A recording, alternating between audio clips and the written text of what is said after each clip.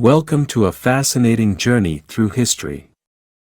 In this video, we will delve into the captivating tale of KETURAH'S sons, whose descendants became the fathers of Arabian tribes residing east of Israel. Prepare to be transported back in time as we explore their origins, migrations, and the lasting impact they had on the region.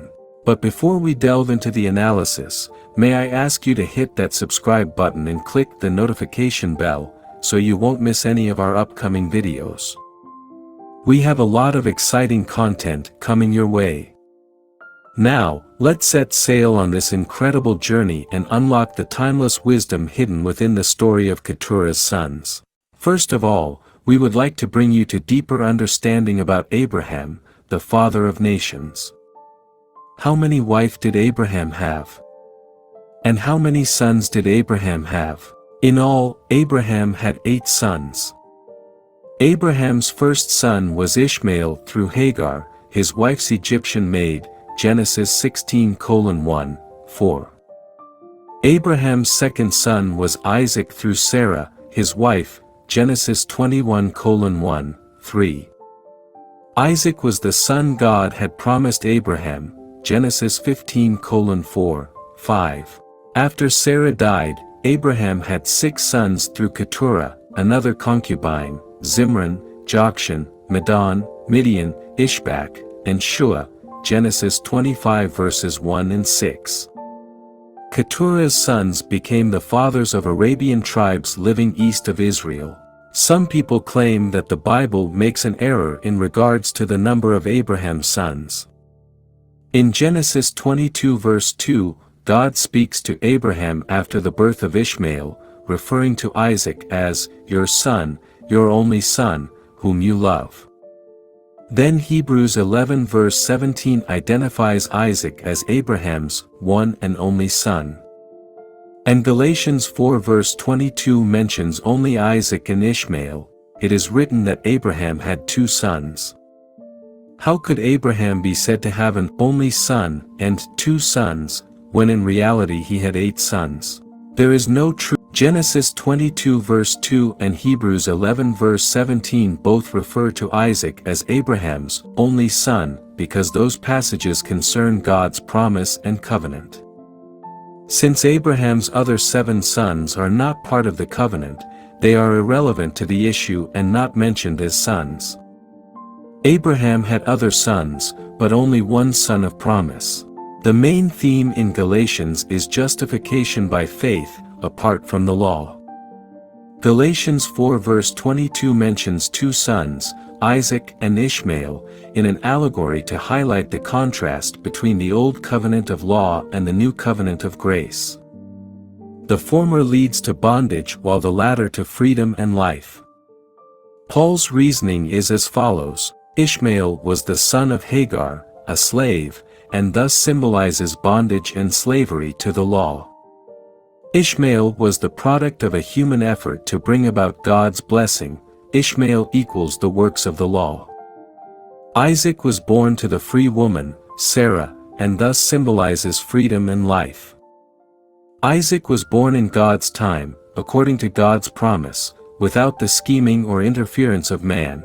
Isaac equals the gift of grace. This passage in Galatians 4 is meant to teach a spiritual lesson, verse 24, not to give a detailed account of Abraham's life and how many actual sons he had. Mentioning the other 6 sons would not have served any meaningful purpose in Paul's allegory. Abraham's relationship with KETURAH, as mentioned in Genesis chapter 25, is another significant aspect of his life. After the death of Sarah, Abraham took KETURAH as his wife. Initially, KETURAH may have been a concubine, but their union was formalized through marriage, and she bore Abraham 6 children, Zimran, Jokshan, Medan, Midian, Ishbak, and Shuah. KETURAH'S sons became the fathers of Arabian tribes living east of Israel.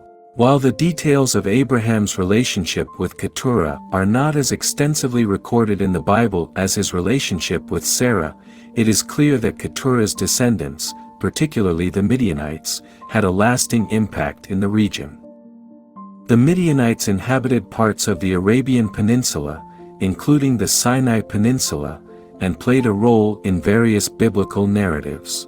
The descendants of Keturah are believed to have formed several Arab tribes, contributing to the diverse tapestry of the Middle East's ethnic and cultural landscape.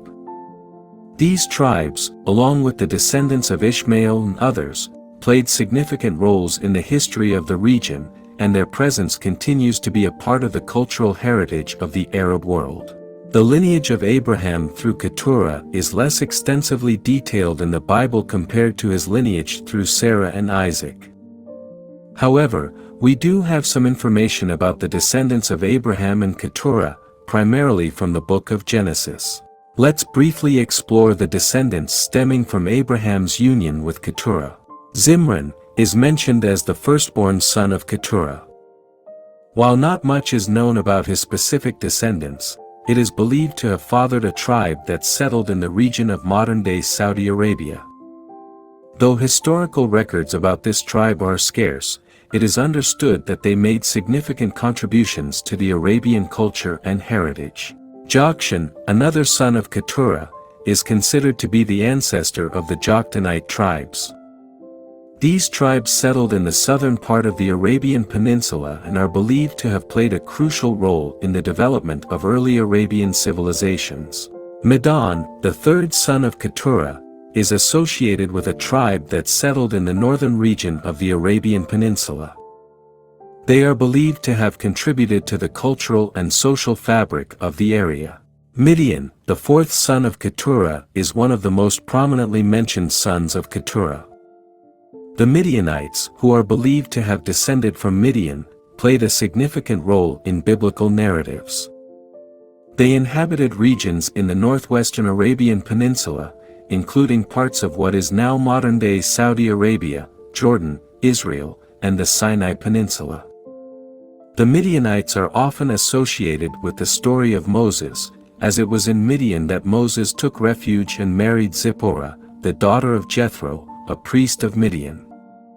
Midian's descendants contributed to the ethnic and cultural diversity of the region.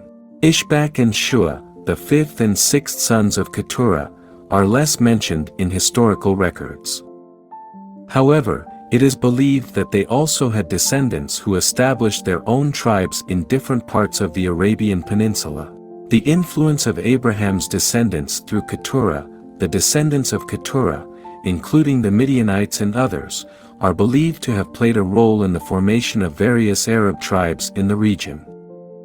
These tribes contributed to the cultural and social fabric of the Arabian Peninsula, each with its own traditions, practices, and contributions to the broader Arab identity. The Arabian Peninsula has historically been a crossroads for trade routes connecting Africa, Asia, and Europe. Some of the descendants of Abraham through Keturah, including the Midianites, likely participated in trade and commerce. This economic activity would have contributed to the prosperity and cultural exchange in the region. The descendants of Keturah lived in a geographically strategic location, which facilitated interaction with neighboring peoples and cultures. This interaction would have led to the exchange of ideas, languages, and customs, contributing to the rich tapestry of the Middle East's cultural heritage. It's likely that the descendants of Keturah had their own religious beliefs and social practices, which may have influenced the broader religious and social landscape of the region. While their specific religious traditions may not be well documented, their presence would have contributed to the religious diversity of the Arabian Peninsula. One of the most notable branches of KETURAH'S lineage is believed to have been associated with the kingdom of Sheba, also known as Saba. This kingdom, centered in present-day Yemen and parts of Ethiopia, is mentioned in the Bible and other historical sources. The Queen of Sheba's visit to King Solomon is a famous biblical account illustrating the connections between this kingdom and biblical narratives. The descendants of KETURAH, like other ancient peoples, left a cultural legacy in the form of art, language, and traditions.